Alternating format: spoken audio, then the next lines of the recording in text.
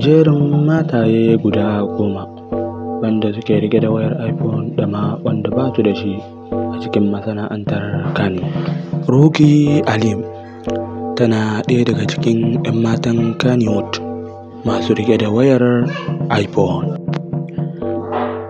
Asma'u Wakili ita ma tana ɗaya daga cikin 'yan matan Kannywood wanda ba su riƙe da wayar iPhone. Zahra Muhammad Diamond ita ma tana ɗaya daga cikin 'yan matan Kannywood masu riƙe da wayar iPhone. Khadija Mai Numfashi ita ma tana ɗaya daga cikin 'yan matan Kannywood wanda ba su riƙe da wayar iPhone. Samha M Inuwa ita ma tana ɗaya daga cikin 'yan matan Kannywood masu riƙe da wayar iPhone.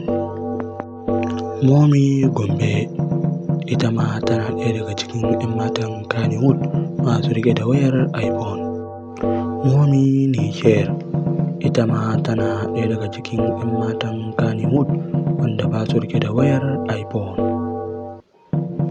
Amal Umar ita ma tana ɗaya daga cikin 'yan matan Kannywood waɗanda ba su riƙe da wayar iPhone.